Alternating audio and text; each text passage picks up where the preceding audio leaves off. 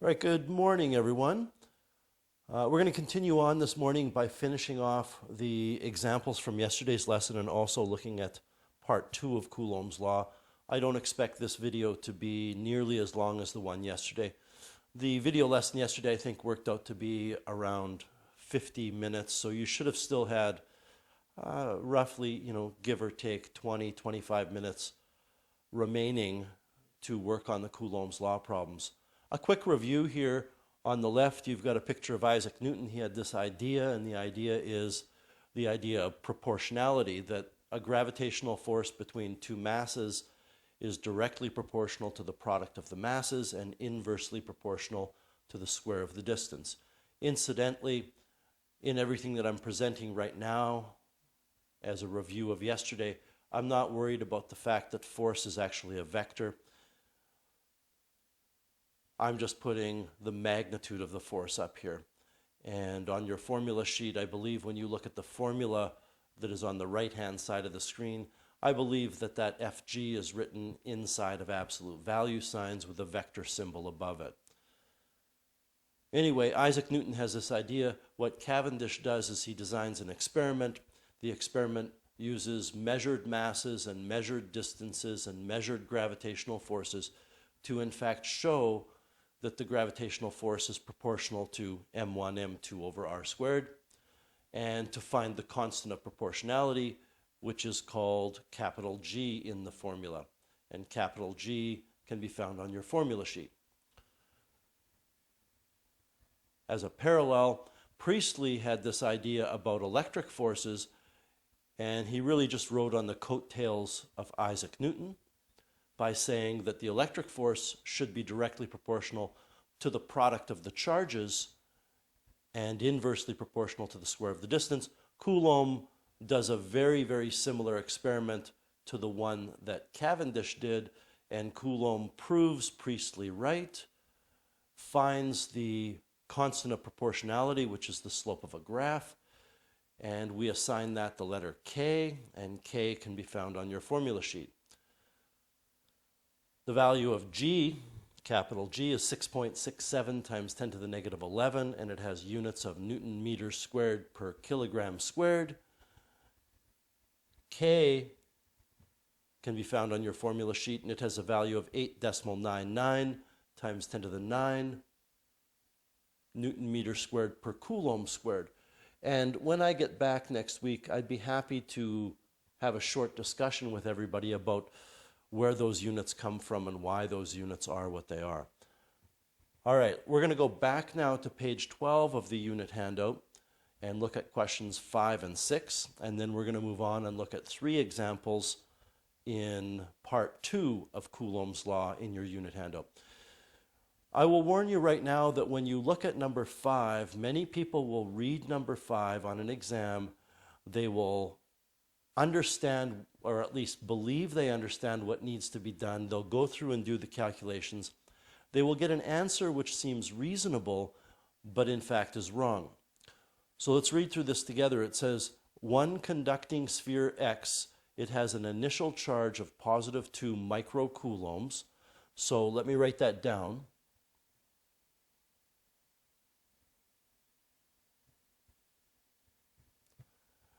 The charge on X is positive 2 multiplied by 10 to the negative 6 coulombs. And you're also told that the charge on Y has a charge of negative 9.0 microcoulombs. So 9.0 multiplied by 10 to the negative 6 coulombs. And, I didn't do the first lesson with you because, as I said yesterday in the video lesson from yesterday, there's a lot of demonstrations involved. And one of the demonstrations involves something called conduction of charges. And it turns out that when you touch charged objects together, provided they are conductors, and these two spheres are conducting spheres, when you touch two conductors together, the total available charge gets distributed evenly across both spheres.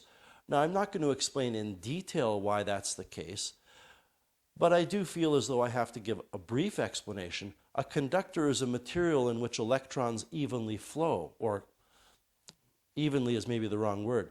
A conductor is a material in which electrons can flow. And since electrons move around on conductors, and since electrons are all negative, electrons will want to repel from one another. And the net result is that when you add these two numbers together to get a total charge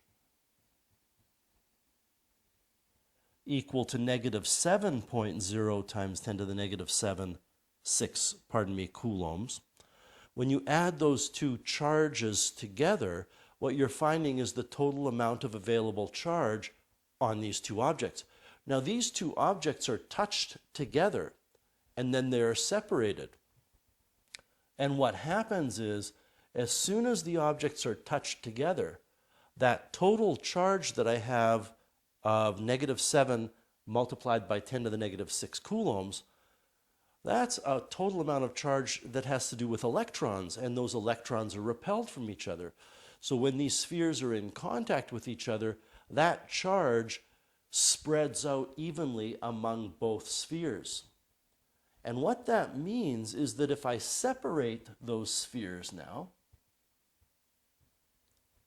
what's going to happen is half of the charge will reside on charge X, or sphere X, and the other half will be on QY. So this gets distributed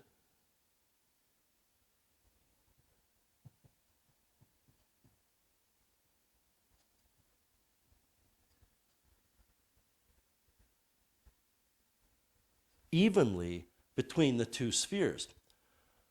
And that means that although these are the charges that the spheres have before they are in contact with each other,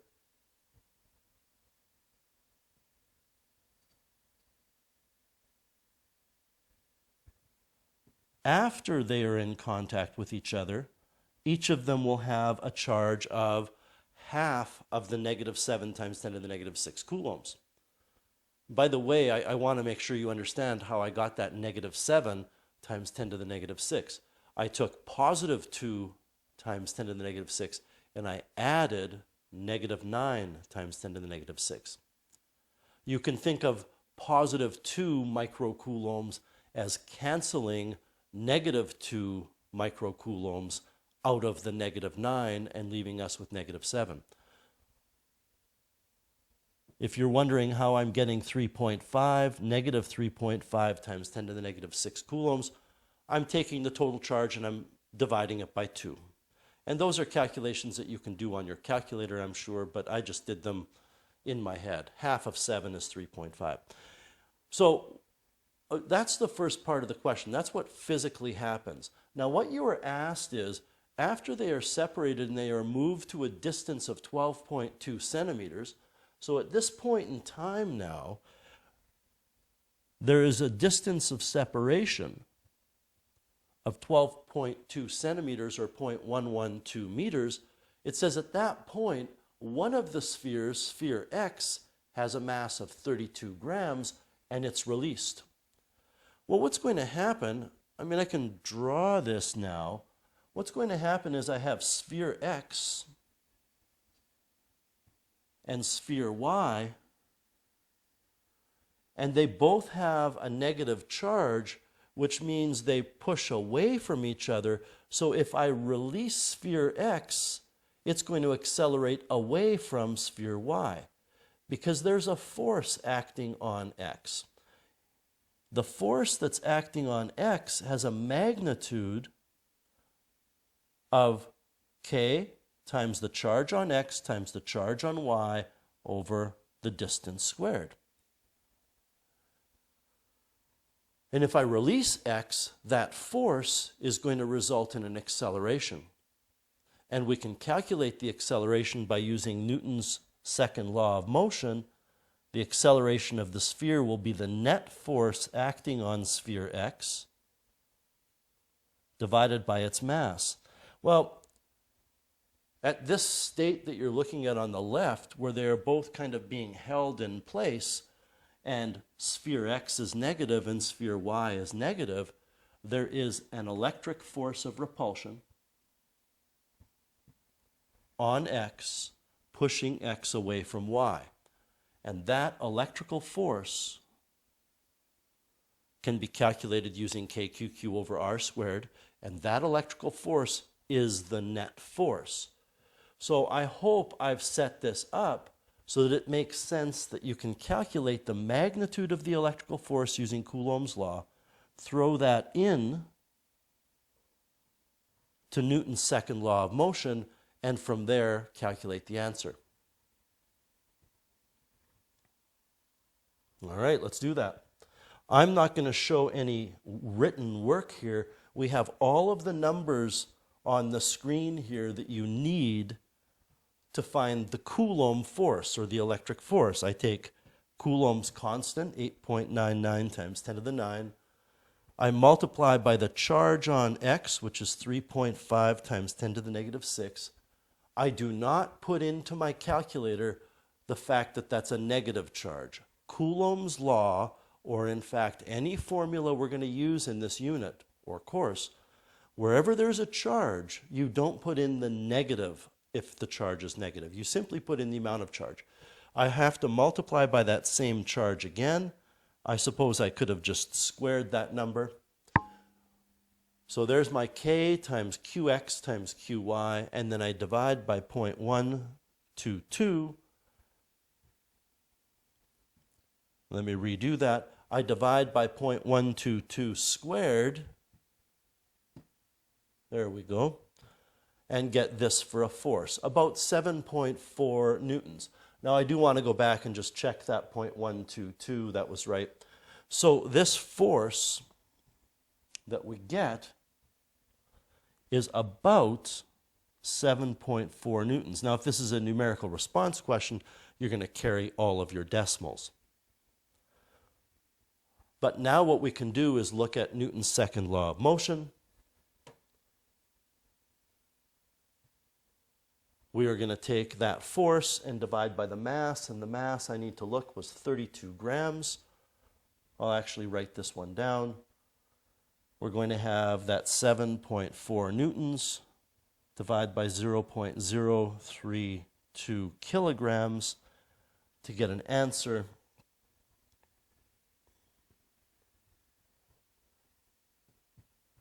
And the answer is a whopping 231 meters per second squared.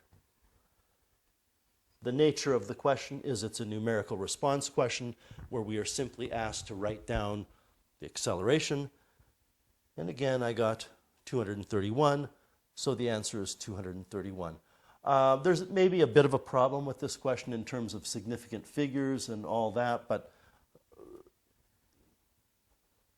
the answer is 231 meters per second squared. Now, you may not, let me go back to the beginning here. I said that people will get this wrong, and that's because what people end up doing is calculating the force using the two charges in the question, and they miss the part that you have to add the charges together first and then divide by 2. This is actually one of those numerical response questions, though, that required the use of two physics principles. In the previous question, two physics principles were used to determine the acceleration of the sphere. What were those two physics principles, and in which order were they used? So we look at the list of physics principles. We did a calculation first. The calculation we did first is what's in red on the screen right now. We determined, based on the initial charges and the fact that they were touched, that the total charge was -7 microcoulombs, and that led us to the two charges written in blue. That was the first stage of our work. And what we used there was the law of conservation of charge. So we did this first, and then we made use of F equals ma, and F equals ma is basically an application of accelerated motion. So we employed conservation of charge first, followed by accelerated motion second, which means that you would answer this question by saying The physics principle used first was number 7, and then we used 1 second. I hope that example made sense. Let's move on to the next lesson, which is simply a few more examples dealing with Coulomb's law. And this is on page 15 of your handout. The first problem is one that you probably would have seen in Physics 20 relating to masses. We have 3 spheres. They form a right-angled triangle. You're given the distance between sphere A and B. B is going to be the sphere of interest, and it's the corner sphere. You're also given the distance between spheres B and C, and you're told all of the charges. And the question is, determine the magnitude and direction of the net electric force, electrostatic is another way of saying electric, of the net electric force on sphere B due to the other 2 spheres. Well, I just want to highlight something for you again. Net means total.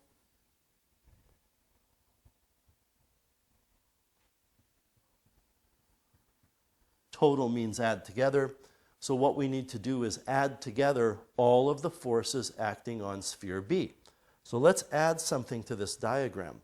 What are the forces acting on sphere B? Well, sphere B is attracted to sphere A. A is positive. You don't need to actually put the positive here, but I'm going to highlight that it's positive. And B is negative. Well, opposite charges attract, and that means when we focus on what B is doing, B is attracted to A.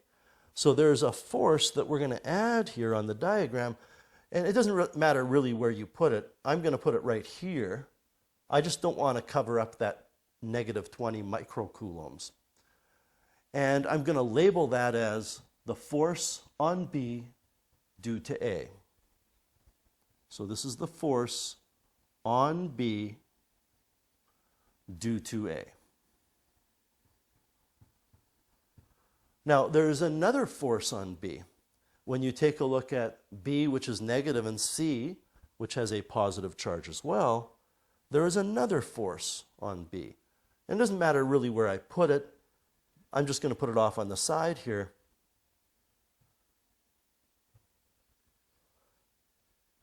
We have another force on B, and this is the force on B due to C.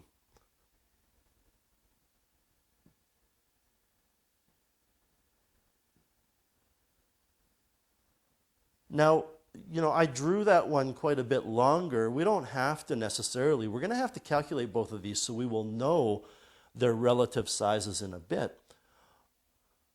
However, I know that the force is probably going to be larger between B and C than it is between B and A, because C is so much closer to B than A is to B.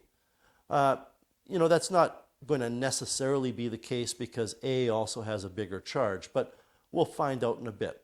What you need to do is calculate now, using Coulomb's law, the size of those forces. You need to calculate, and I'm going to highlight things here and not write things down. You can write them down if you like. You need to take K times QA times QB over this distance squared to get a force on B due to A.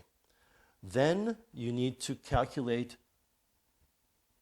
K times the charge on B times the charge on C divided by this distance squared to find the force on B due to C. Of course, all of your charges need to be in coulombs and all of your distances need to be in meters. So you're going to have to make sure that you include 10 to the negative 6 in your charges, and you're going to have to make sure that you convert your centimeters to meters. I'm going to give everybody about 1 or 2 minutes to calculate both of those forces.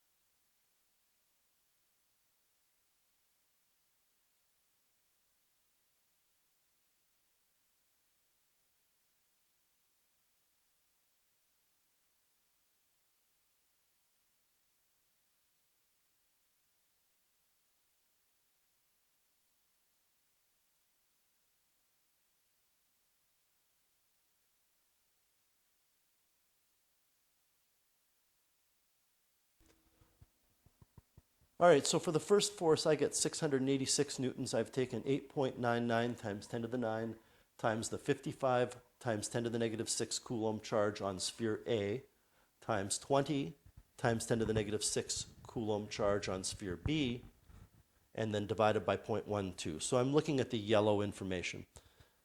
And then I take 8.99 times 10 to the 9 times 20 microcoulombs times 25 microcoulombs over 0.05 meters squared. And what I am looking at here now is the blue information, and I'm finding the force on B towards C. And now what you need to do is draw a new diagram. The new diagram, everybody, is going to show these two forces drawn tip to tail. Now this force is to the right, and this force is towards the bottom of the page. So if I were to take a look at sphere B, this is sphere B, those two forces are simultaneously acting on it. Now, the first thing I'm going to draw, I don't know that you need to draw, but if that's sphere B,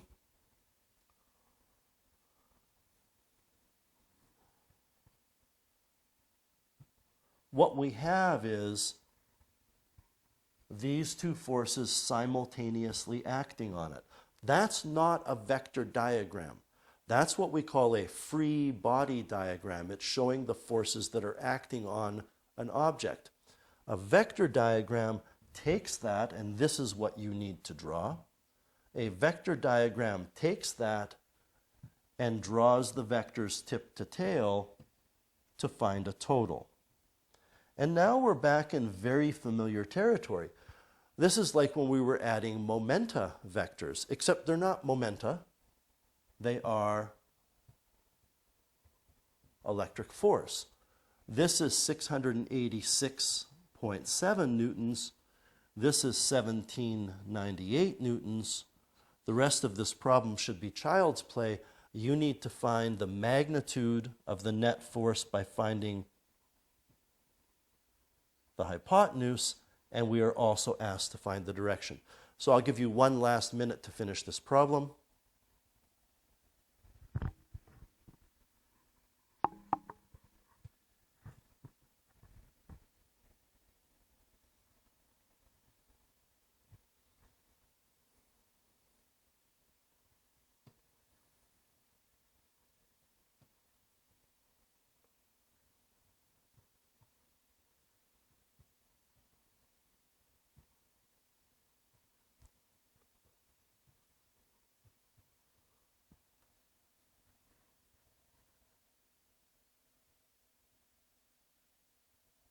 When I do the Pythagorean theorem, I get 1925 newtons.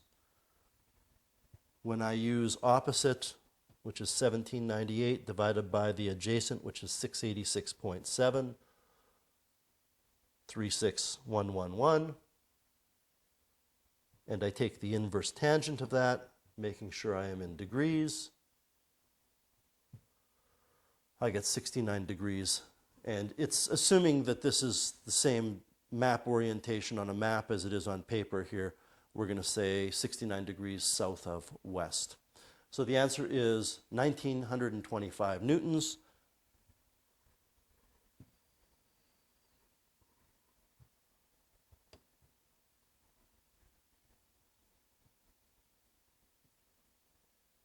In a direction of 69 degrees south of west. And I hope I've left enough time there for everybody to write down what you feel you need to write down. Let's take a look at the next example now. The next example is on the following page, and it's actually called example 3. I know it's not really example 3. I have to renumber these. We just finished example 1, and now this is the next example in your handout. And this example and the final example are not a lot of work, but maybe a lot of thinking. It says we have 3 pith balls. Okay, well, had I done the first lesson with you, you would know what a pith ball is. A pith ball is a tiny styrofoam ball, about 1 centimeter in diameter. And it usually is painted with a metallic paint, which allows it to pick up charge quite easily. We have three balls, X, Y, and Z. Ball X has a charge of 1 nanocoulomb, 10 to the negative 9 coulombs, and Y and Z are initially neutral. What happens is you touch X and Y together and then separate them. Well, the very first thing we did today was finished off an example from yesterday where you learned that when you touch charged objects together, the total charge is divvied up evenly. Each of the objects gets the same amount of charge. There are exceptions to that, but when we do complete lesson 1, I will get to that. So there's going to be a transfer of charge in that action. And then ball Y is going to be touched to ball Z and separated. And then we want to find what's the force between X and Z after all that if they're put 1 meter apart. Now I'll tell you what, this is not a difficult problem unless you can't organize all of this information. So I'm choosing to organize it in a table. And I'll give you a minute to copy that down. This table is just showing what the 3 charges on the spheres are to begin with. It's showing after the first contact, we're going to fill that in, and then it's showing after the second contact, we are going to fill that in.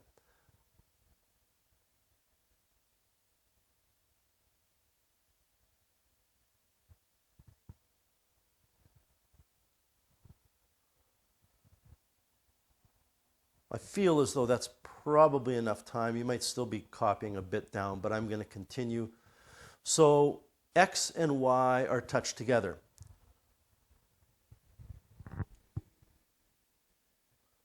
This charge and this charge, when X and Y are touched together, are going to be shared in total between X and Y.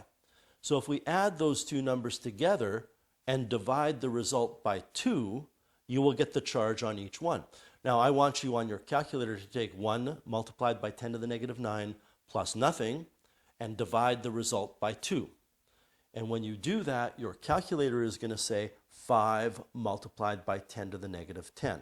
Well, I didn't use a calculator to do it. I just said half of 1 is 0.5. So if we go from having a total of 1 times 10 to the negative 9, then I split that total in half and each one gets 0.5 times 10 to the negative 9. So these are the charges after X and Y are touched together.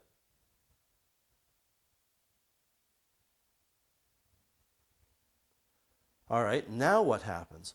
Well, now what happens is you're told that Y and Z are touched together. So we need to add up these two charges, and I get a total of 0.5 multiplied by 10 to the negative 9 coulombs, so I divide that by 2. And that means that Y and Z, after this touch and separation, Y and Z will each have 0.25 times 10 to the negative 9 coulombs. X, of course, is still going to have that charge that it got after making contact with Y. So now what I have at the bottom of the screen here is a summary of the 3 charges after all of this action has happened. And the question says now, what is the force between these two, between X and Z, when they are 1 meter apart? Well, I can use Coulomb's law. I can take 8.99 times 10 to the 9 multiplied by the charge on X, multiplied by the charge on Y, multiplied by the charge on X and then multiplied by the charge on Z, and then divide by the distance squared. You know, I would want to say to you, don't forget to square the distance, but in this question, the distance happens to be 1 meter, so I suppose if you forgot to square it in your calculation, you would still get the right answer.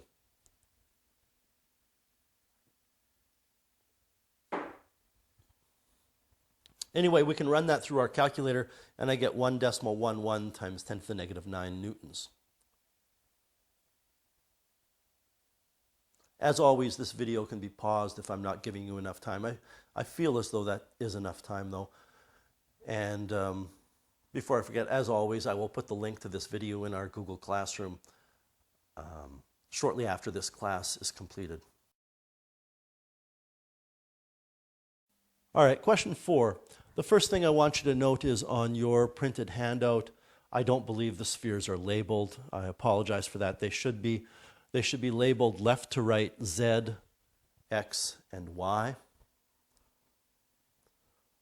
And just before I give you the solution to this problem, this is the kind of problem, everybody, that is very difficult, but it's difficult not because it's a lot of work. Instead, it's difficult because conceptually it requires a lot of thought. When you do see it, when you do see a way out of this, it becomes quite obvious. So let's present the information first. It says the force exerted on X by Y is 8 newtons. Now let's just stop there for a second and let's talk about the charges on these spheres X and Y. The charge on X is negative 5W. The charge on Y is positive 5W. I took this from an old diploma exam, and that 5W thing is really just there to confuse you. All that is important about those two charges I've highlighted is X and Y have the same charge, but they are opposite. That's all that's important. And you are told that X experiences a force of 8 newtons due to the interaction with Y. Well, X and Y are oppositely charged, which means there's a force in this direction of 8 newtons. X is attracted to Y. So this is 8 newtons on X to the right. It says we add now another sphere, sphere Z, and I want you to notice that the charge on Z is the same as the charge on Y, both in character, meaning it's positive, and in amount, meaning it's the same size of the charge. Now, if you only focus your attention on X and Z, X will be attracted to Z. And the question is, what's the net force on X? Well, the net force on X, there's a bit of a tug of war going on here. There's a force on X of 8 newtons to the right, but there's also going to be a force on X of some unknown number of newtons to the left. And listen, if you know what this force is, you can answer the question because you just have to add those two forces together that I've drawn.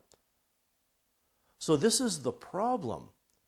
How can we determine that force on X towards Z? And I'm going to give everybody a minute to see if you can crack the problem. And it is not a difficult problem. Once you see it, it's not difficult. And once you see it, you can probably even answer the question without a calculator.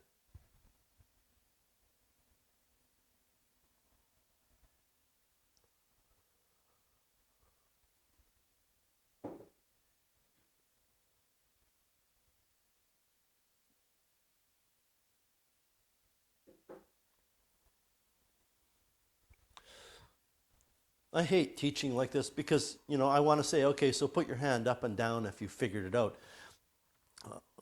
I guess I can ask you to do that, but I have no idea how many hands go up or down. The correct answer is that the force on X due to Z is 32 newtons. So you can look around the room and see who got 32 newtons. This force right here is 32 newtons. It's quite a large force. It's 4 times greater than the 8 Newton force. Now, how did I get that?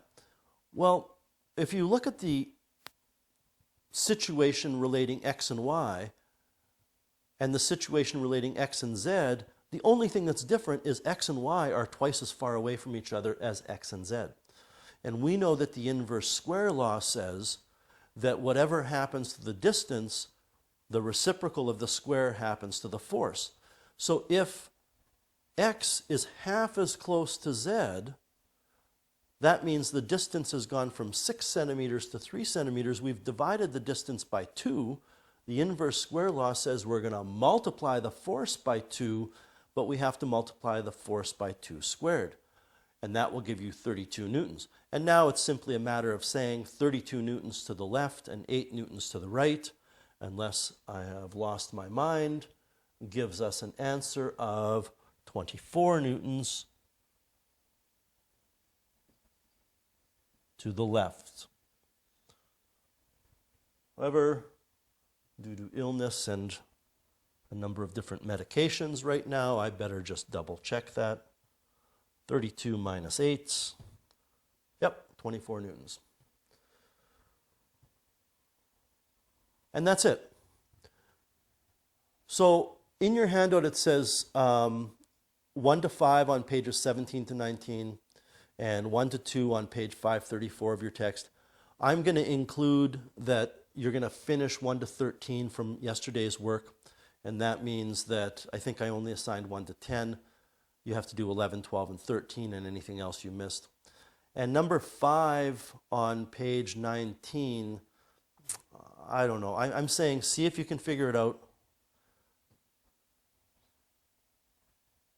It's a difficult question. It does not require Coulomb's law. Instead, you have to use a vector analysis. And again, and I apologize, but I still think I've made the right decision. Had I done lesson 1, you'd probably be able to figure out that question number 5. So we're missing a lot from lesson 1, but again, I feel as though if I did lesson 1 on a video, I'd be shortchanging you. Anyway, I hope that went well today, and I hope that you have a wonderful day, and we'll talk to you in video form next time. Take care.